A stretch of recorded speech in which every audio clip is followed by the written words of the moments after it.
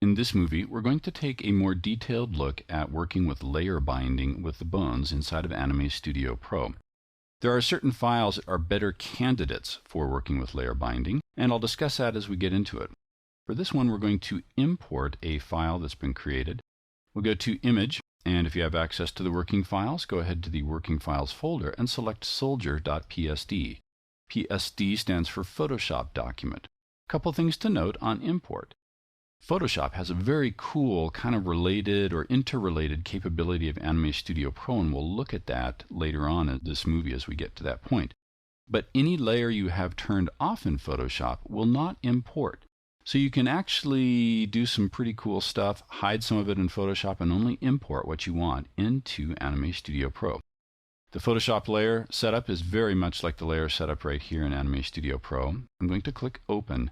And what happens is that I get a modal dialog box asking what I want to do with the layers. I can either bring them all in as a single layer in a composite, or I can import those layers individually, and this is what I want to do. Now watch the Layers palette over here in Anime Studio Pro as I import this Photoshop file. What comes in is we immediately have an established bone layer, which happens to be the name of the actual Photoshop file. And underneath this are all the layers that make up this particular character. Why is this a good demonstration of layer binding? Well, we've got some fairly mechanical types of appearance right here. Layer binding works great for doors, works great for things besides just working with characters. But since I have a little bit of kind of almost a robot quality to this uniform, futuristic guard, we don't look for bending, we simply look for rotation. Now, layer binding is perfect for rotation where you don't want to see any bending. Flexi binding, region binding, working with other formats will bend the geometry, and we've got rigid armor here. We shouldn't see bending with rigid armor, and that's why layer binding is such a good match for this. Now, a couple things to note here. I'm going to have to rig this character real quick, but we've got a separate section on rigging which covers a bunch of details I'm not going to get into here. So while I will get the bones put in place, we'll attach them, layer bind them to the character. This is not a rigging tutorial, so don't worry if I go through some of the rigging aspects relatively quickly. I'll come back to the top layer, the bone layer, soldier.psd.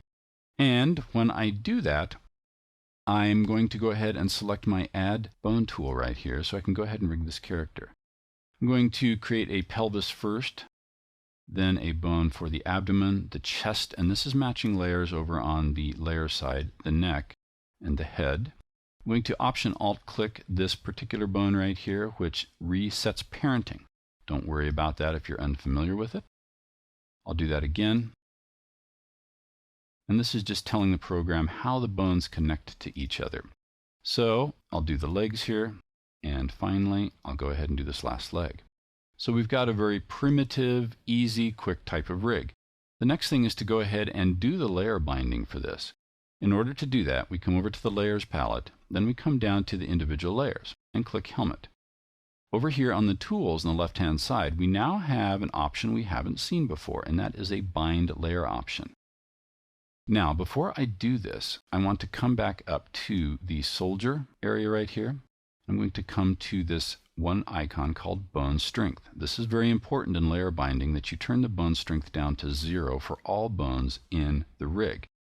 I'm going to go ahead and select that, do Command A or Control A depending on your system to select all the bones on the character. Then I'll click and drag to bring the strength down to 0. You can do that manually here in the bone strength area as well. That done, let me come back to the helmet layer right here, and I'll choose layer binding.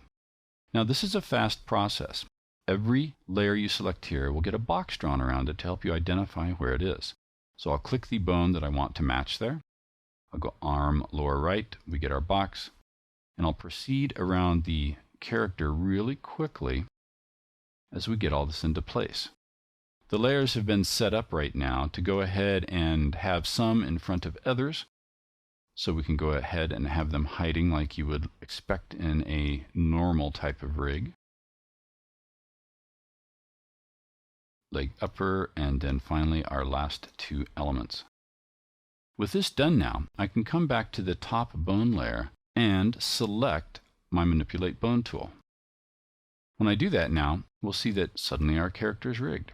Now I don't expect any flexing here, just rotation at the joints. So I can go ahead and begin posing my character really easily. Now, something to be aware of is that there are all sorts of other things we would do when we would rig the character, and we'll get into that in our rigging section. But here's where I want to show a little tip of working with imported Photoshop files. The file is actually subscribed to by Anime Studio Pro. If we look under the character's right arm over here, there's this funny little gap going on. Well, I need to fill that in. So there's this nice dialogue between the two programs. I'm going to hop over to Photoshop real quickly and show you what's going on. I'm going to hide the arm right here, and we see we've got a big gap in the character. What I'm going to do is simply switch to a paintbrush tool, and I'm going to fill some of this in so that we don't wind up with an awkward see-through moment in our character. I'll grab some dark color right here, close that in, and maybe pull this down to the side just a little bit. I'll go ahead and save this file.